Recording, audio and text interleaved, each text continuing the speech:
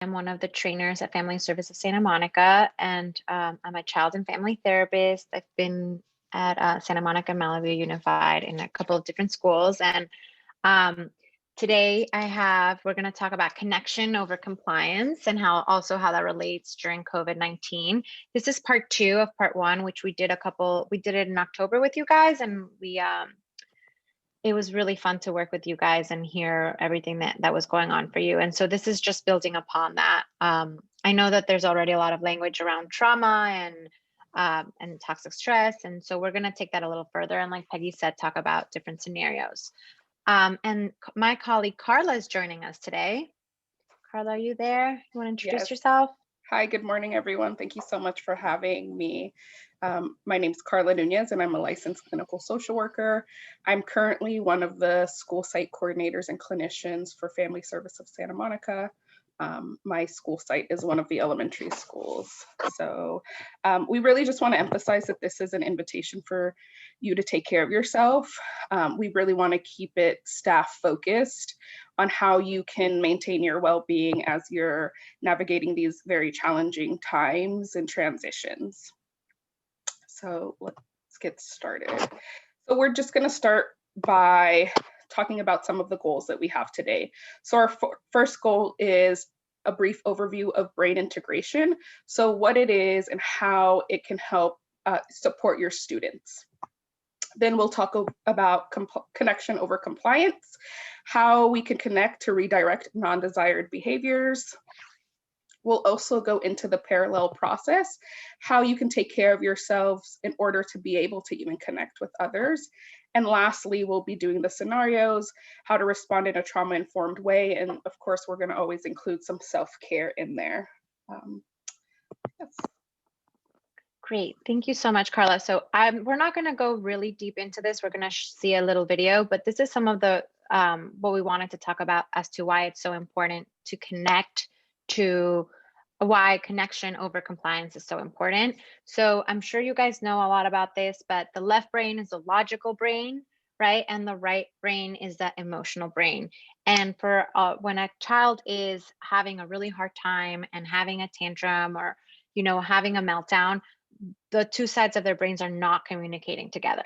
So when we redirect them, we're essentially asking their brain to integrate, and for the left logical brain to talk to the right side of the brain, which is the emotional brain. And really, I think one of the most important things is that when there is no brain integration, right? When the left and the right brain are not talking to each other, the brain is very reactive. This is when we see kids being very reactive, not taking direction well, having meltdowns, or being very rigid, like the no. We hear the no, right? I'm not going to do that. And we know that you guys see kids across different stages, right? And so just keeping in mind that, an elementary student is going to have a much more less developed brain than a teenager. And so just kind of keeping that in mind as we go forward. But before we even go into that, I think, Carla, do you want to talk about the next slide? Yes. Like, what does this actually mean? Yeah, and we also want to make it very interactive, so we'll stop along the way and ask all of you to participate. So here's where we kind of want to get that started. So how do you know when a student's brain is not integrated? So Vero mentioned some, maybe you can reflect on some of those, maybe some different ones that she hasn't shared, and you can either do that by putting some behaviors into the chat or unmuting yourself as well. So how do we know when a child is not integrated?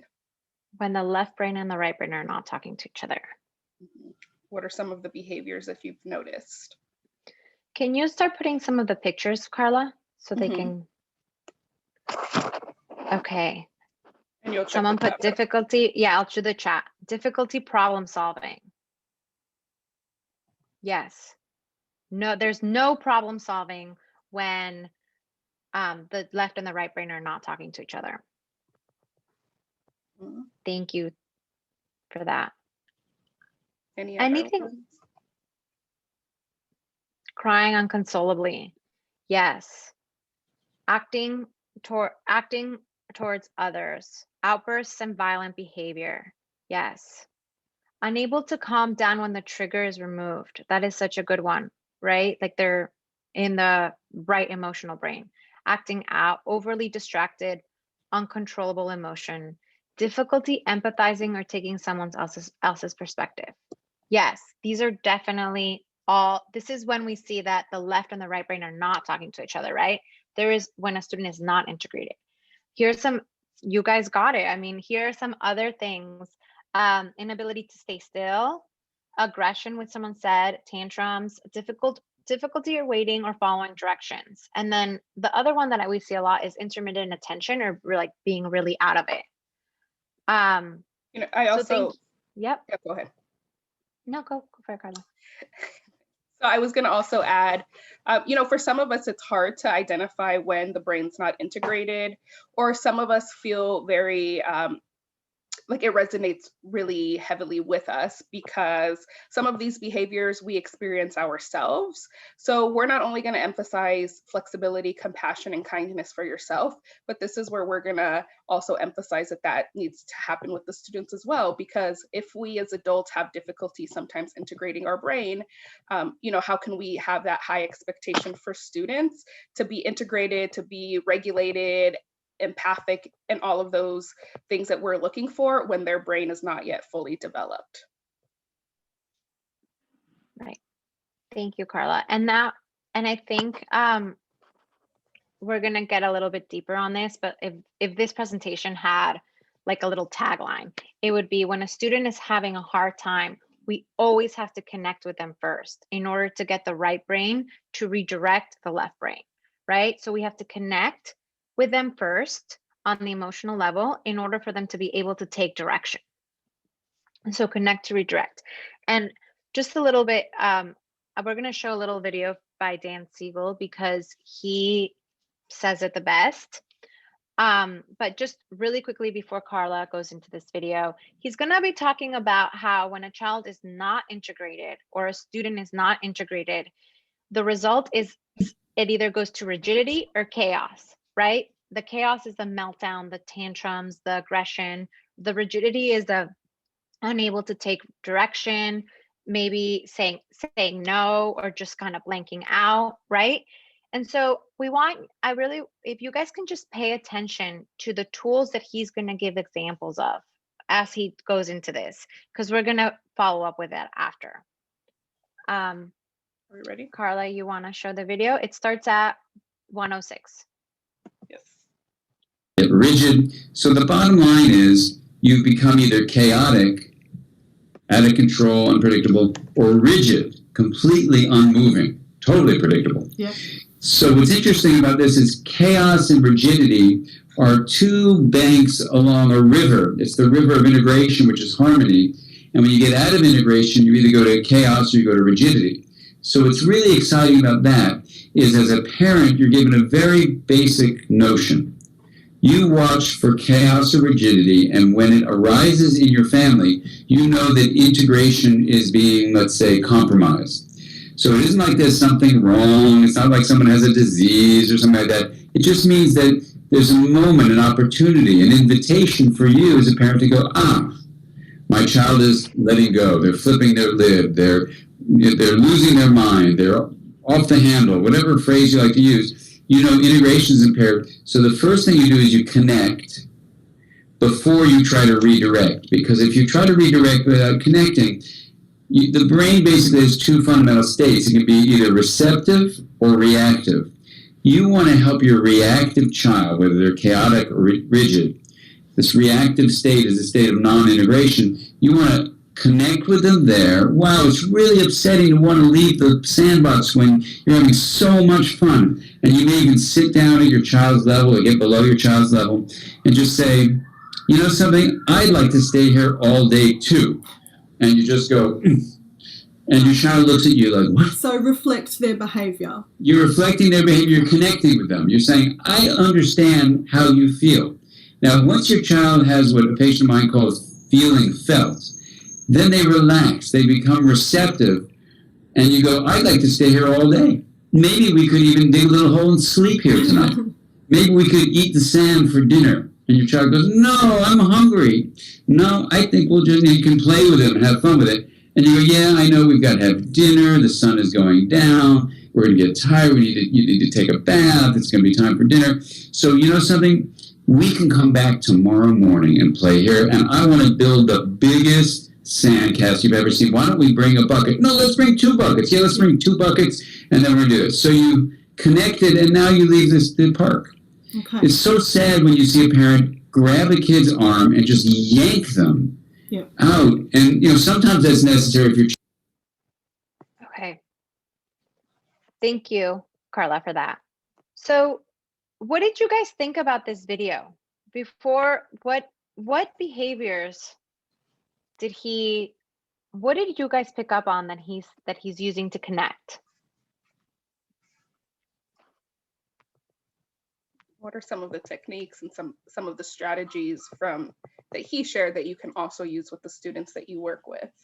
I really liked that he talked about getting down to their level. So not just like trying to connect, because I've had that experience with my son where I've tried to be like, I know how you're feeling, but I'm like across the room. So really connect, like getting down to the kids' level and looking them in the eyes, and then expressing that the feeling before what you need to go do next. And for me, it's a good reminder to take the time to do that.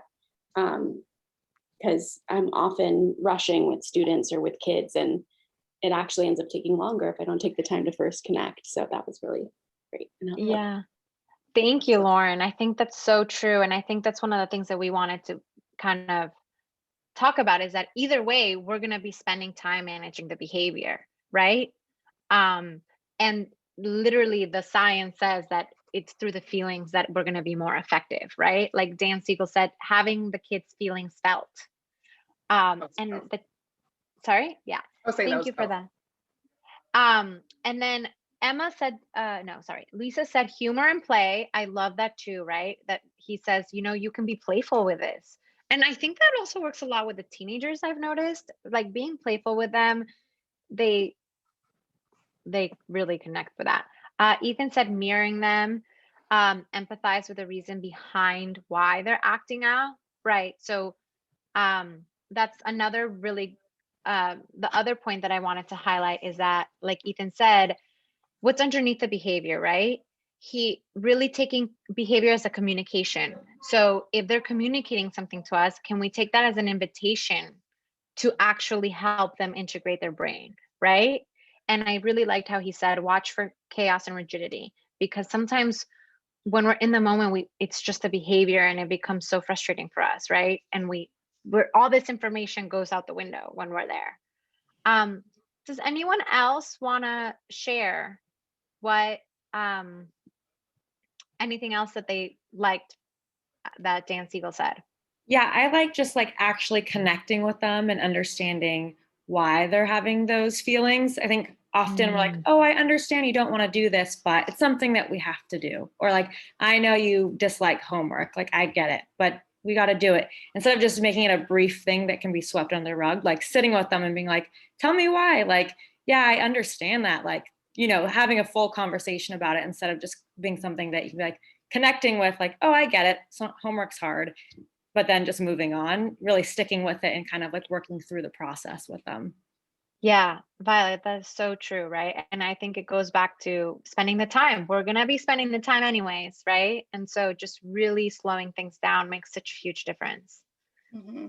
Yeah, I was going to also add, as we transition into the other one, I think just in general, we all like to be normalized and validated, right? That our experience is valid. Maybe the behavior and everything else might have not been appropriate, but our experience and our feelings are valid, and that's where you're really connecting. And so what we kind of wanted to transition into is how you can connect to redirect during transition back to full in-person school, right? Because some kids might just come in and this is what they've been waiting for. Some kids might have a really challenging time.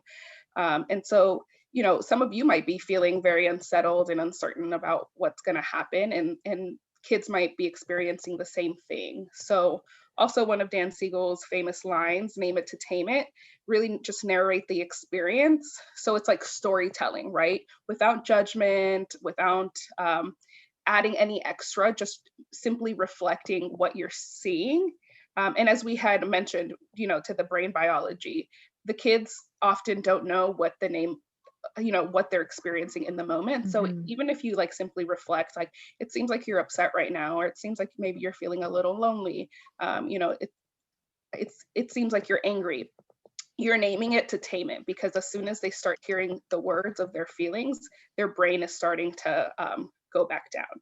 So that's where the reflection and helping them try to organize their feelings, really empathic body language, because as we all know, that language doesn't just come from our mouths. Our face says it all, our body language says it all. So we could be trying to say empathic things, but our body language is showing something completely different. So it's really important to like align all forms of communication to really connect and give that the student a very empathic space.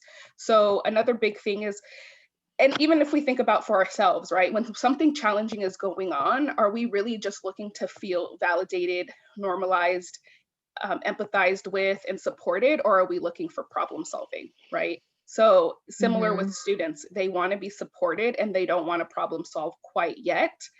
In addition to, they can't even problem solve as soon as you go to help them, because their brain isn't integrated. So they're not going to be taking it in regardless.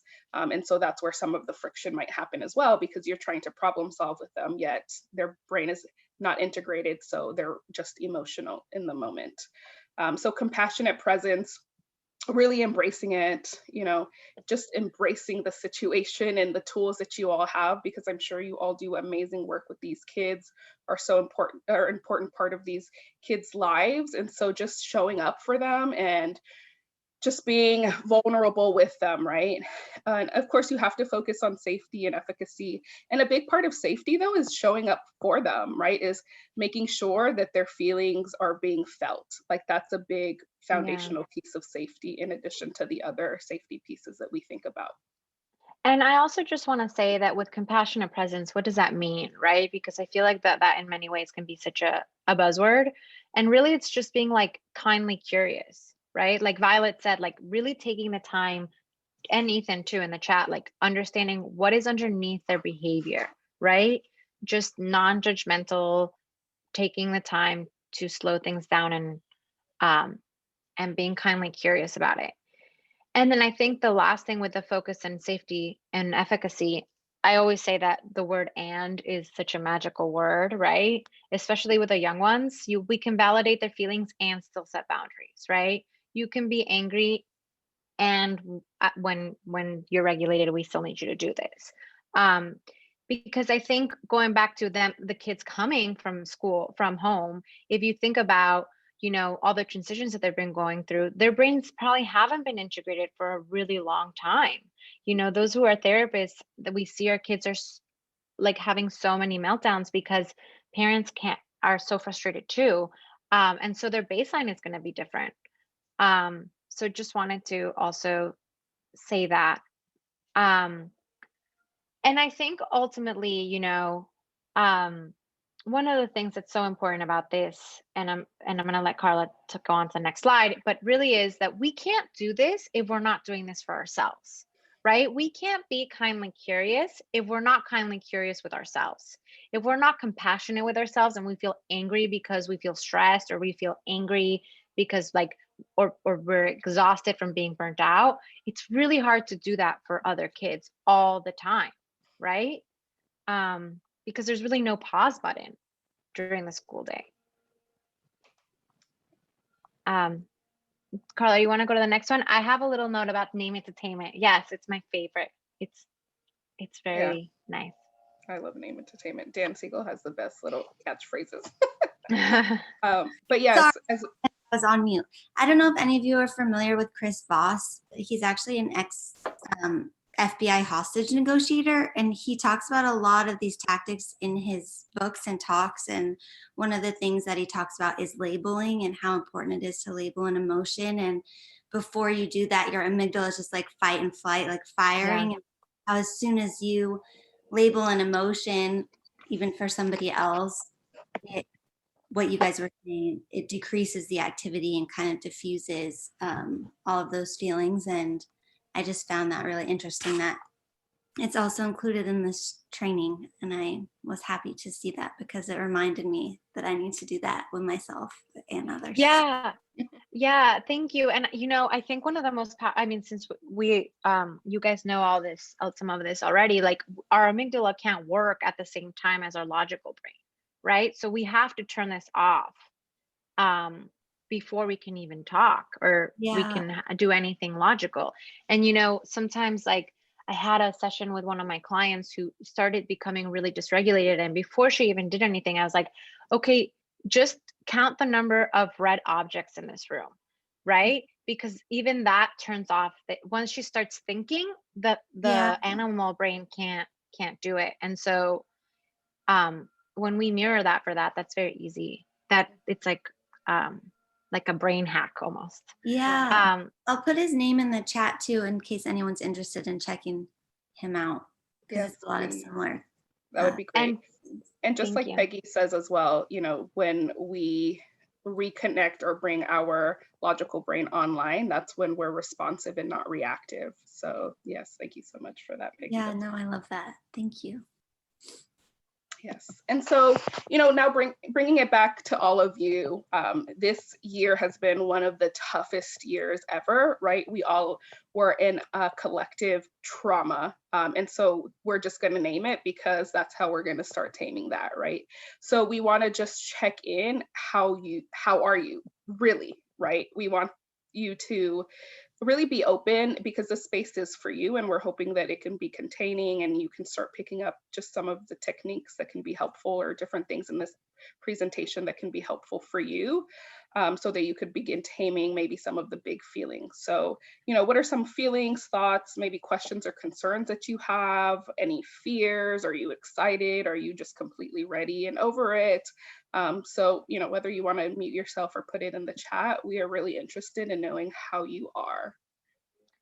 Yeah, and I think also, going back to trauma, I think that one of the things that has come up for a lot of the trainings that we do is that trauma implies that it's no longer there, right? That it's something that happened.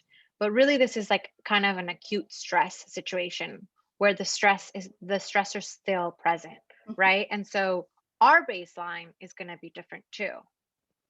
And how we react or respond is going to be different as well. Yeah, it's a great reminder, Riddle. Thank you. Let's see. Yeah, so anybody willing to share how they're feeling? I'll share. Yes. So hopefully I'm not opening up a can of worms. Overall, I'm doing fantastic, very blessed, very, very happy to be here, and feel very lucky to be on such an amazing team. I don't know if anybody else has been feeling this way, but particularly this week. Sorry. I might have to just type it, sorry. No, it's okay. I mean, that's what this space is for.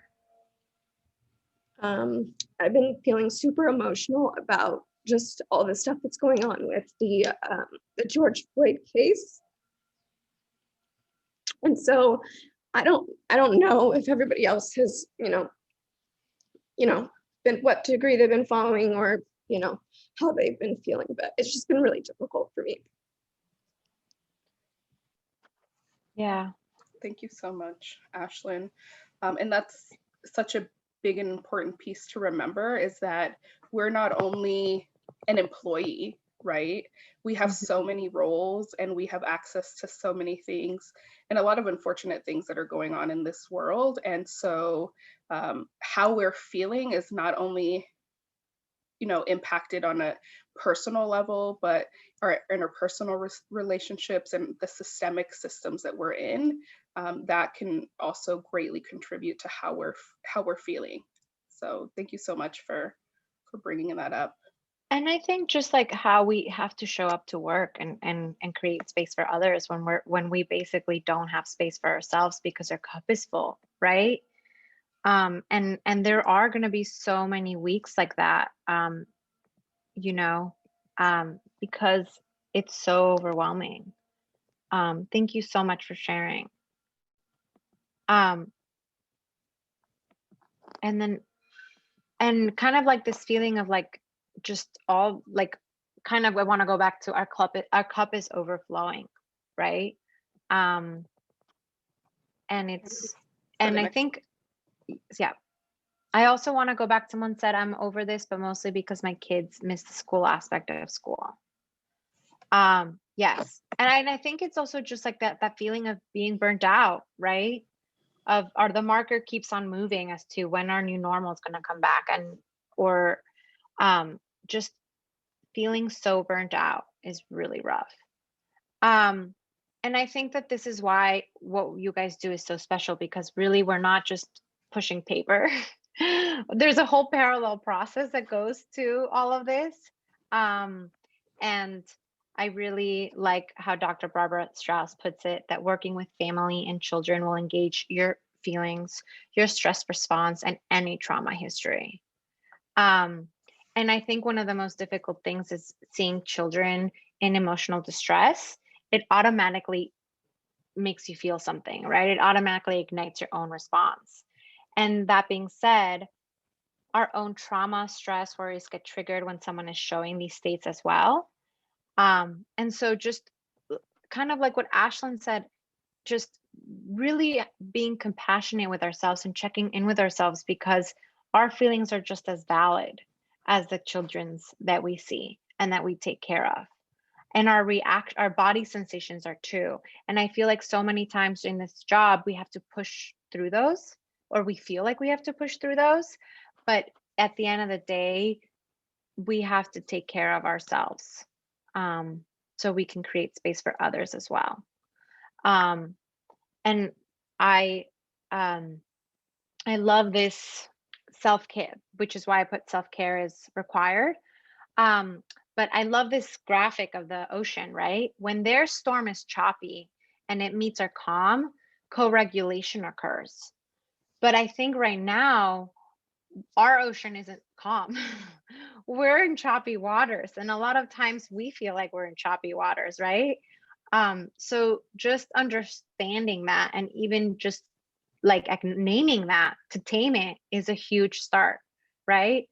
And again, I love Dr. Barbara Stroud. So feelings are contagious, and how you feel really has meaning to this work, right? That's why it's valid, because it brings meaning to it. I want to check in on the chat really quickly. Yes. Hold on. I just want to see if I want to do anything that just want to touch upon the fact that your feelings have meaning to the work in so many different ways, because I feel like so many times we don't acknowledge our own reactions or emotions, or even like our body sensations. I find that sometimes that's one of the best ways to check in, you know. My mind is like if I'm in a session and my mind tells me that everything's okay, but my heart is racing, I have to really hit the reverse and see, why is this happening, so I can take care of myself, so I can then be more present for others. I'm going to read the chat. Feeling my daughter's missing out on so much. It really does take a village to raise a kid. And while I'm so lucky to have help in my family, we can't see friends or take her to activities in the same way we did for my son when he was little. So I'm feeling a lot of pressure to make sure she's growing and stimulated on my own. No music class, baby, and me. Yes. And I really, Lauren, thank you so much for that, because I think that the idea of pressure is something we're all struggling with, right? The pressure that we put on ourselves to feel okay, to kind of move on, and just acknowledging that that pressure is okay, and that we're putting that also, you know, that I think that the feelings of shame, guilt, and kind of like our inner critic are some of the biggest things that kind of contribute to our burnout as well. And yeah, did you want to say anything else, Carla? Well, we can kind of transition to this next slide, because again, we're just wanting to check in with you and how you know when your brain is not integrated as well, and just revisiting the window of tolerance, because it's so important as Vero was saying, like our body sensations will also tell us. And a lot of the times, like when we're starting to experience these body sensations, it's an indication of how wide or narrow our window of tolerance is. So for example, if you're constantly having a headache, it's a sign, right, that something is going on. And sometimes we ignore the headache and it turns into something else. So really important to check in with ourselves. So, how do you know when your brain is not integrated? How do you know when your window is narrowing? Are you someone that gets hyper aroused, experience panic attacks in the fight or flight mode? You can't concentrate, high anxiety? Are you someone that experiences hypoarousal, right? Feeling of numbness, lethargy, low energy, disassociation, or are you a mixture of both, just depending on the situation? So again, just checking in with yourself about how do you know when your brain is not integrated? How do you know when your window is narrowing?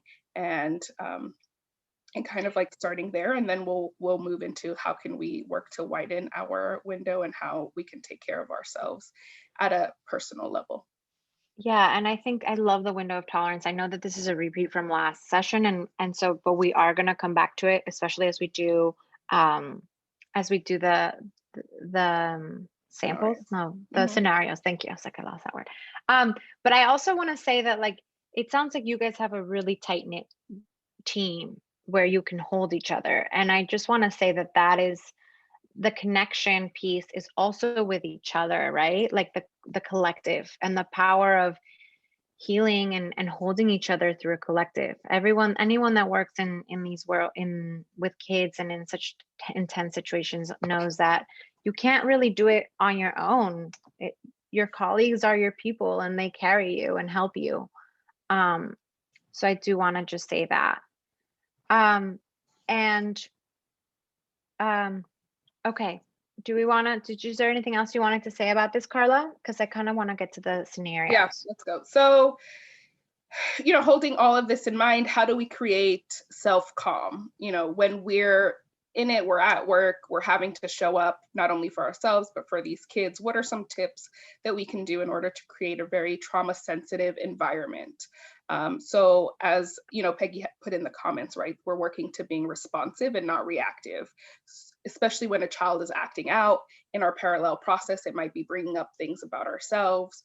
So, one of the biggest things we always say is like the easiest and you always have with you is the breathing, right? Because deep breathing is one of the body's strongest self-healing tools. Deep breathing helps lower blood pressure, reduces heart rate, decreases stress hormones. It exercises the lungs, it increases physical and mental energy. And overall, it just improves your immunity, which I feel like I can use all of that all the time, especially with this past year. So just using your breath as an anchor, using as your breath as a healing tool. When we're talking about meeting the child's storm with our calm, reminding yourself that you're the adult in the situation, you're the captain of this ship, and you have the greater ability to regulate yourself to meet the child's storm in order to begin the co-regulation piece. And then, we won't go through all of them because some of it is pretty repetitive. But also, as Vero had said, like everybody's baseline looks really different. So knowing that not only is your student showing up in the best that they can in that given moment, but also you are. So that's why responding and treating yourself and the child with a lot of compassion, kindness, and flexibility will also be very key and important things.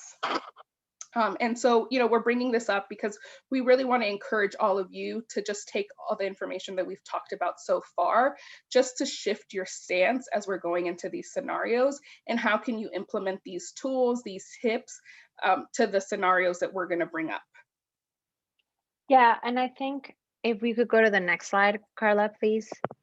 Thank you. I think that as we go through these scenarios, one of the things that I want to first ask you is I want you to notice what goes on for you as you read these examples. What is going on in your body and in your mind as you read through them? So we know that you guys all work with kids and you do great, but what is going on with you? Are you calm or is there a storm? what is going on with you? What reactions do you notice happen for yourself when we read the first example? Carla, do you want to go for the first example then? Okay. So let's practice, right? There's a student age 5 that's being disruptive to the other children during virtual learning, or in-person learning if it's, if we're thinking about in the future. She is in a classroom with 6 other children and is pacing around the room, not listening, and is crying. So you've already tried talking with her about what's wrong, but she isn't willing to share. What do you do and how do you manage this situation? So before we even go in, what comes up for you guys as you read this? I'll go. Mm-hmm. I had anxiety growing up, like really bad, but at that time, nobody really would name like what it was. So getting to school was like always really a struggle for me in the mornings. And like I would always come in late and frazzled and just like ragamuffin. Mm-hmm. And I was a TA in junior high for a 3rd grade class. And there was a girl who would come in late every day. And she just reminded me like so much of myself at that time. And you could tell that there was so much going on with her at home, as I had the same, obviously similar things. And I would just go and sit with her outside of the class like every morning for like 5-10 minutes and not even ask her necessarily like what is going on, like what's wrong, but just like chat with her. And I think obviously if I hadn't gone through that experience myself, I wouldn't have been able to empathize or know like how to handle it in that moment. But because I had been through that, I had just thought about like what I would have wanted someone to do for me when I was that age. And instead of just like sticking me in my seat, like, okay, like you're here, like get caught up, blah, blah, blah. It would have been nice to just get to school and have someone be like, okay, like you made it, like it's all good, like, Yeah, that's beautiful. Before you get thrown in, because like for me, even now, it's hard to be around crowds. So like being in a classroom full of kids was just hard for me at the time. yeah. Yeah, I think that's so beautiful because a lot of what you just shared right now is what we've gone over, right? It was kind of a parallel process for you because you had experienced something similar, and reflecting back on what is it that you would have needed or what is it that you would have hoped would have gone differently in order to help you connect, to redirect, right? And like we had said at the beginning, regardless, when a student is having very big emotions, very big behaviors, we're going to have to spend time. So it's how can we make the situation not only comfortable for the student but comfortable for ourselves, right?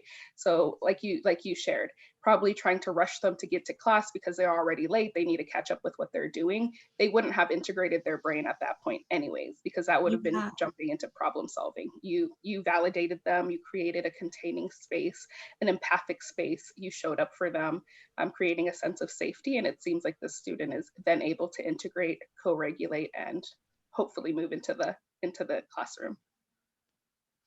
Yeah, thank you. Yeah, And I really like the fact that not rushing. I hear that a lot also from parents, like rushing. They're like, we're so stressed, we want to rush our kids, but then it becomes like this whole like power dynamic almost. So thank you. I think Peggy put, first thing I think of is that this is a tough moment for the teacher and staff. Yes, because that student's probably not the only student. I mean, it's definitely not the only student, right? There's 7, she's being disruptive for everyone else, right? And there could be this chain effect. What comes up for me is the frustration about virtual learning, not being able to be next to that child and connect with them in person. Yes, thank you, Katie. And I think that speaks to the parallel process, right? When we see someone in distress, it triggers our own distress response, and it's really hard not being able to help them, especially because we're virtual. One of my suggestions to a similar situation we're having at the club was to create kind of like a sensory corner, but like in like it's basically was to get like a teepee and set it in like a corner away, like a safe space that the kids could utilize. and that it would be open to any of the kids to use. But it kind of gives them a place to go to self-regulate. Like they can be like, I'm feeling this way. It's hard to be like exposed when you're feeling like, especially as a kid, and you're feeling a certain way, you're feeling anxious, you're feeling scared, you're feeling whatever, and you're sitting at a desk and everyone's staring at you. And yeah. So my suggestion was to get a little TP, make it a little sensory corner. They can go in there, they can self-regulate. And come out. I mean, of course, if there needs to be parameters of how much time or, you know, those kind of things can be put in place.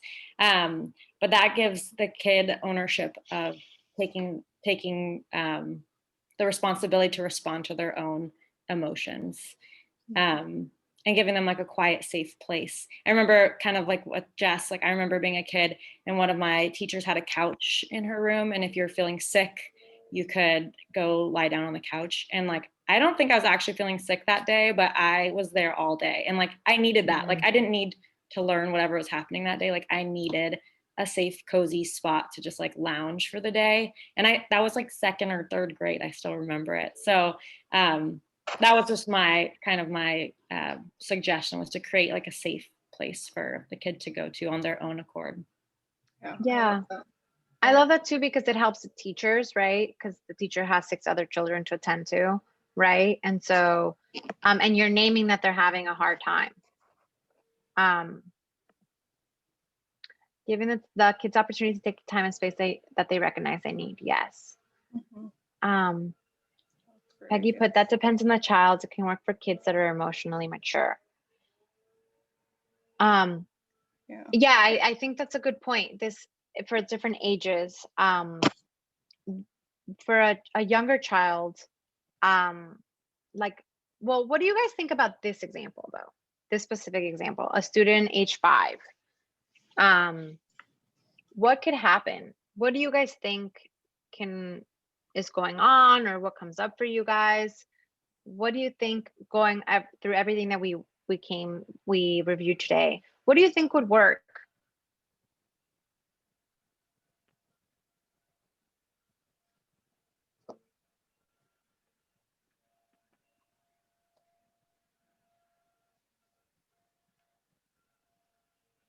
And some of the things we had heard was connecting with the child, validating their feelings, being flexible, right? Just some other thoughts or ideas that could be helpful for this example. What about everyone getting up, all the other kids, for movement? Shake it out, scream, spin, jump, so they don't feel focused on. Yeah, I love that. What do you think about that, Carla? I love that. Yeah, that's what had came up for me, is modeling co-regulation by joining the student with body movement, and even inviting the whole classroom to join in the movement. And as we know, that's just like modeling for them to do like grounding and gesturing and different just coping skills. So I really like that. Yeah, I kind of glazed. Oh, go ahead. No, go ahead. I was just gonna say I kind of glazed over the virtual learning part the first time I read it, because it reminded me so much of what I shared earlier. Yeah, that part makes it so much more difficult. But I like the suggestion of everybody getting up. I feel like I obviously don't, it's kind of a long story how I'm involved with Boys and Girls Club, but I don't get as much time with the kids as everyone else. But I know that when we do Zoom, sometimes it's hard, because just like with this, like sometimes you can't tell if someone's engaged or not, or like some of our teenage kids will like turn off their screen. So I know we're talking about this in particular. She's younger. It's so difficult. Yeah, it's so difficult. And I really like what Lisa said, that it seems like she's afraid it needs to be with an adult, possibly with a hug, or at least being really close. And then what if the kid wants to be focused on? Maybe they need to be heard. Perhaps we can find out why she's crying and empathize with that. That was one of the things that I wanted to say was, you know, if you think that she's crying, I'm hearing, okay, Dan Siegel is telling us that she's in chaos, right? Which means that we need to connect with her. Can we name that she's crying while on Zoom, right? In an empathetic way that's not necessarily shaming. Because if you think about it, if you don't acknowledge it, it's kind of like shaming and awkward anyways, because people are going to be focusing on this child anyways. So naming it to tame it, and then kind of helping her organize kind her of, feelings and identify yeah. maybe what it is that she needs, because it's also really important to collaborate with the student regardless of age to identify what it is that they need, because we can think of a lot of ideas and a lot of them are great and we can try them out, but we can also be kindly curious and just say, you know, what is it that I can do to help you? And I put someone, I thought the same thing, Lisa. It says you already tried talking to her, so maybe taking the attention off first and then coming back to her. I really like, we can also acknowledge her fear to the other children and ask them for suggestions on how to help her. I like that because I feel like we focus a lot on teaching empathy to the other kids, and I feel like that's a really good way to make her feel like she's supported, and also the other kids, instead of kind of othering her, can feel like they're more part of helping. Mm-hmm. Like creating a sense of community. Yeah. Yeah. And also asking the kids, has anyone else felt like crying before? And I'm sure all the kids have said that too, right? It's a normal experience. Okay. Does anyone else have anything on any other scenario, any other suggestions, or kind of being curious as to what might be going on with her before we go on to the next example? Can I say something? We at the elementary site have this happen almost every day recently. And so I would encourage some of the elementary staff that work with the kindergarten room to actually say something as well if they would like to. But we have found some things that work in this particular member is compromises. And I don't know if that's the right thing to be doing, but sometimes it's like, okay, so we're going to do 5 minutes of watching Barbies on YouTube if we can come back to doing our work. But at the same time, we understand her frustration because she doesn't want to be doing virtual learning, and we completely get that. So it's been really, really difficult. And I just want to encourage some of the other staff to say something if they would like to as well. Yeah, thank you for that. And we would love to hear from the other staff as well. Because I mean, this age group is really difficult, right? Because their attention span, it just developed from a developmental standpoint, is very short. And the concept of time is not, you know, it's like the constant reminder, like, okay, 1 minute, 2 minutes. And I know we hear, you said compromise, but I also want to say that that's like being flexible, right? You're being flexible for her. You're meeting their needs, yeah. Doing something that is enjoyable for her in the moment before getting to the like responsibility piece, right, of what they have to do. So like I think joining and collaborating is great. And I also, you know, it's interesting that you brought up that lately, I think that's what you said, lately, you've been having a lot of these behaviors, you know, and also I think just being curious with like, maybe kids are anticipating the transitions going on, and that's for them is unsettling and distressful. So what the transition to back in person or full in person is going to be. And I want to just jump to the chat. Peggy said connecting would also be holding her hand for a few minutes and walk with her. And Ethan said the same thing. Offer an alternative activity, which is what Sebastian is saying as well, to help get to the bottom of her acceptance. What if we offered to go for a walk with her and she opens up? So really taking that time to just be present, right? Yeah, you want to do the next one? I can do that one. Unconditional love from iPhone, but I think, sorry, I don't know who that is, but unconditional love and unconditional regard, right? Of like anything can come up here, and how can we be kindly curious about what's coming up for our children? And I know it's really hard. Okay, a student age 11 was making comments about not wanting to follow the rules today.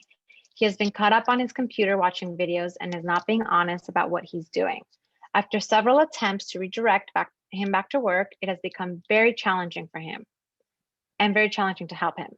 What do you do to help him? So first of all, is this child integrated right now? I see Lisa checking her head. No. No, is this example virtual? I think this one was in person. Yeah, this is in person. So he's not integrated. So is he going to be able to be redirected back to work?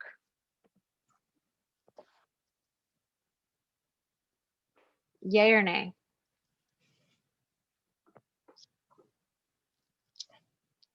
Yeah. Yeah. Okay. I think yes. At some point. At some point, It's like, I At don't some point. once he's been integrated. give up. Yeah. Emma said maybe after a long break, like lunch or outside time. I don't know what that refers to. Sorry, I didn't get it, Emma.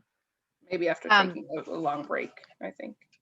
Oh, okay. Acknowledge that today is not a great day for him and ask him what would help him. I love that, right? Because you're acknowledging his feelings.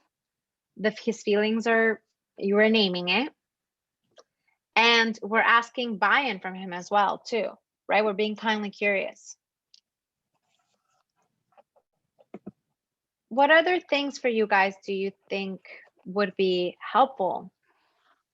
Mm-hmm. Or what are also other points that make you curious, like behaviors and things like that? Here, I'll check that.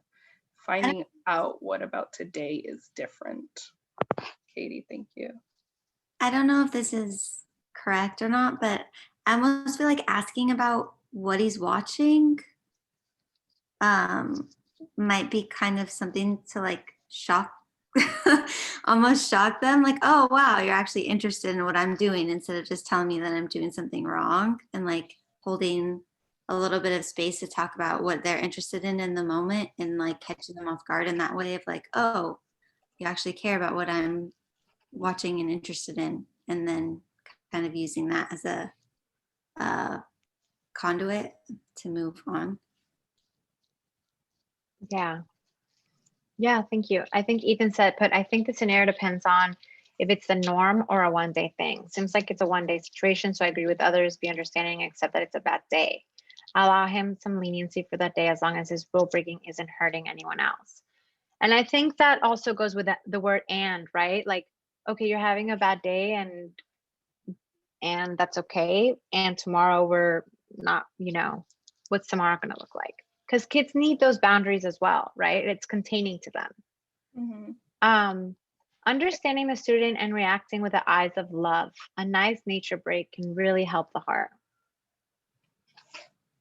I was going to say what Ethan wrote in the chat, but I agree that it depends if it's a one day, like there's an off day and they're not feeling it that day, or if it's a consecutive thing, because sometimes at the teen center, we see it become consecutive.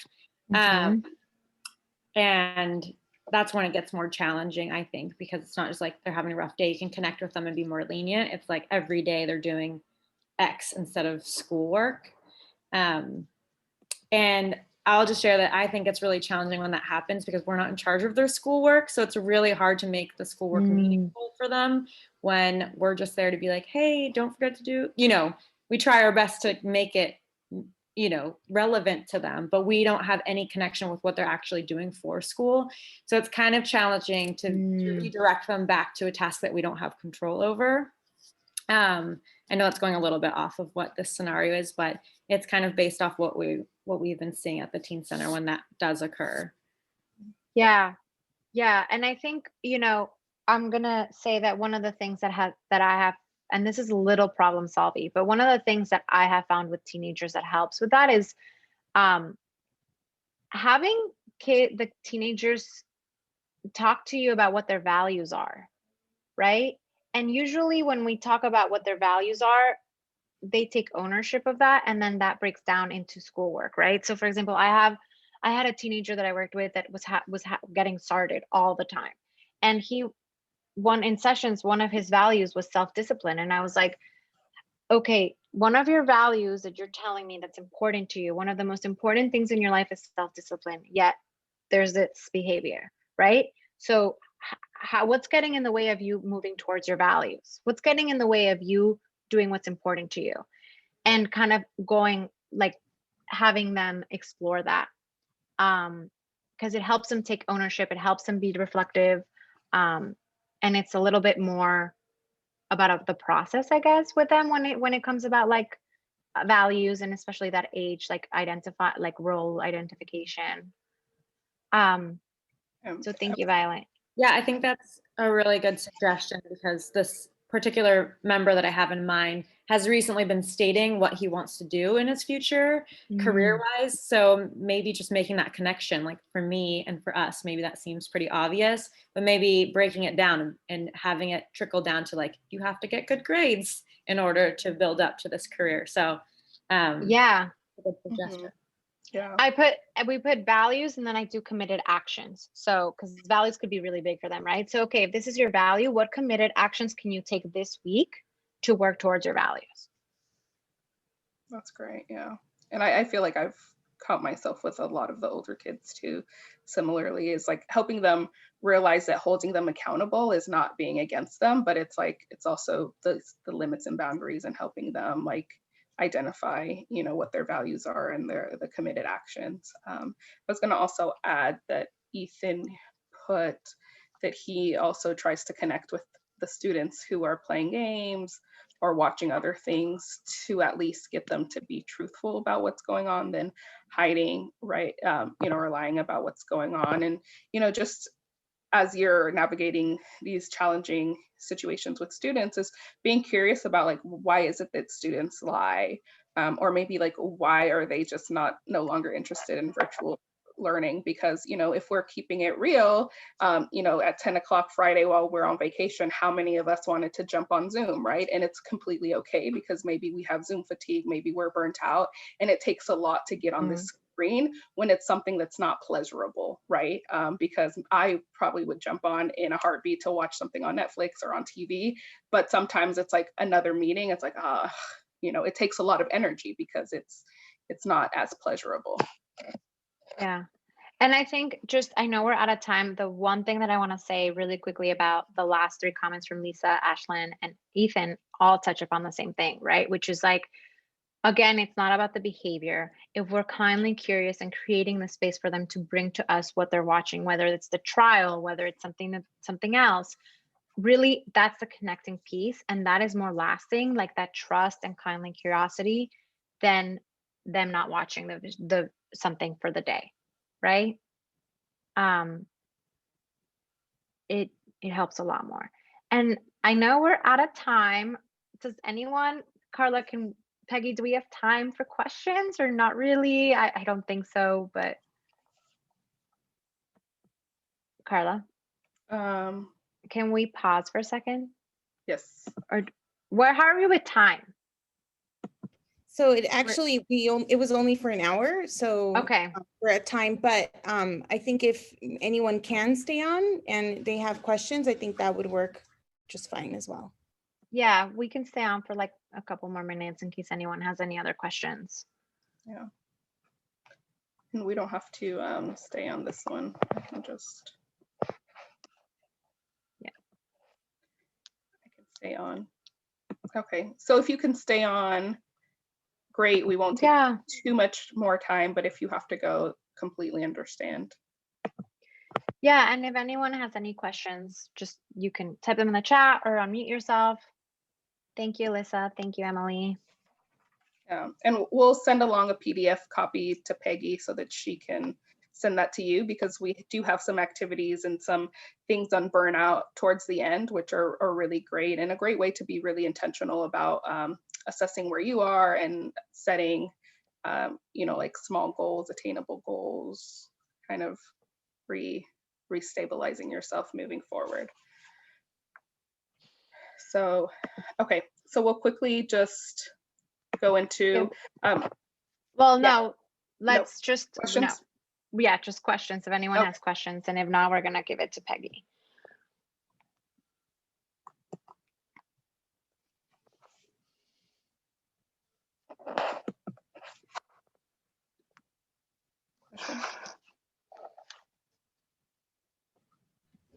If there aren't any questions, I think if there's something, Vero and Carla, that you want to make sure in the next few slides, if you can give us like the 2-minute spiel on it, that would be probably really helpful, just because we did run out of time, and I'm sure there's valuable information that you want us to have in there. So if there's anything that you want us to take away, please share.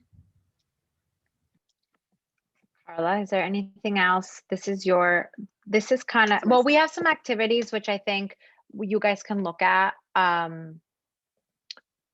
when we send the PDF, definitely. But we did want to just talk about burnout really quickly, because I know that that's like the last thing we always talk about, but just really understanding what that is. Carla, do you want to?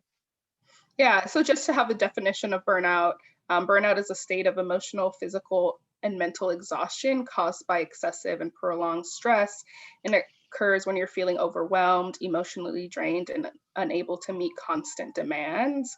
And burnout, I think, is happens all the time, but especially during the pandemic, right? We had to shift constantly. We're still having to shift. And so some of the signs that you might have burnout or be leaning towards burnout is like constant headaches and muscle tensions, Sunday night blues before work, or maybe like you have Sunday, Monday, Tuesday, Wednesday, Thursday night blues, right? Because it's like, it takes a lot for you to get up and go to work, or after work, you're constantly feeling depleted. Maybe you're super irritable and constantly losing your temper, not only with your colleagues, but also with your family, with your friends, with yourself, feeling really overwhelmed or cynical, feeling unfulfilled, a sense of apathy or constantly complaining, right? When people are trying to help you or give you resources, there always is the but and not the and.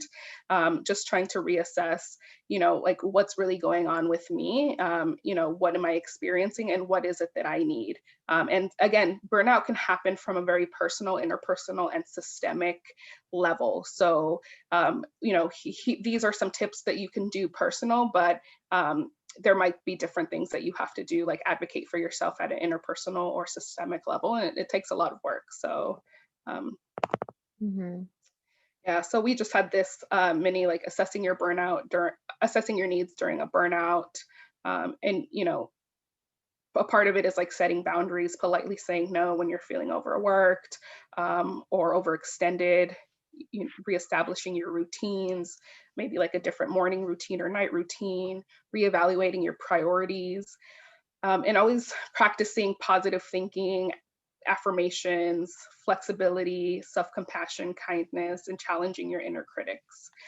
Because we're not, our self-worth is not determined by our productivity. We are more than that. We are way more than that. And I also just want to say really quickly about this burnout slide is that one of the biggest things for me, and I was talking to one of my colleagues about how we realize when we're burnt out, is when I'm not as kind or patient or as compassionate. I'm like, when I'm usually when I'm burnt out, I'm like, I don't want to hear it, right? And that is when I know I need to take a step back, because I can't do that with my clients. So just understanding that too, when you feel like irritable and grouchy, that could be part of the burnout as well. Yeah. And, just to finalize, we won't go through these, but here are some grounding activities, not only for yourself, but that you could incorporate with the students that you work with. And one of the other activities that I absolutely love, and there's the website at the bottom, beam.community. They have amazing, amazing resources specifically geared for the Black and African American community, but it's also a lot of resources for those that identify as an ally and want to support that community.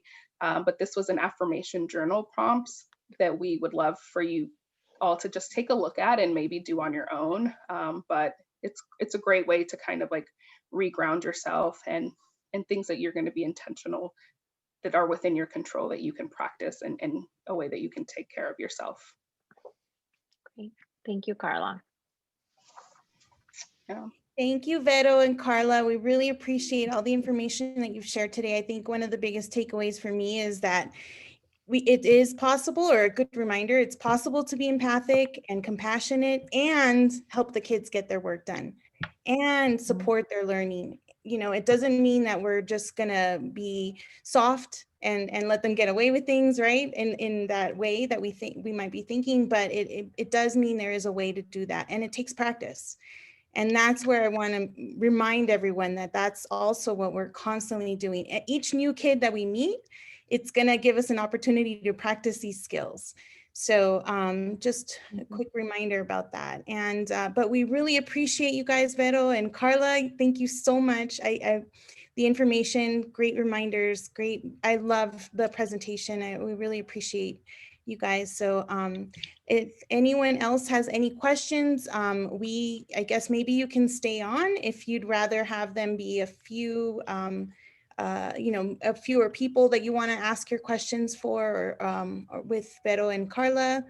I will give you guys a few minutes just to see, and maybe we can stop the recording, Jasmine.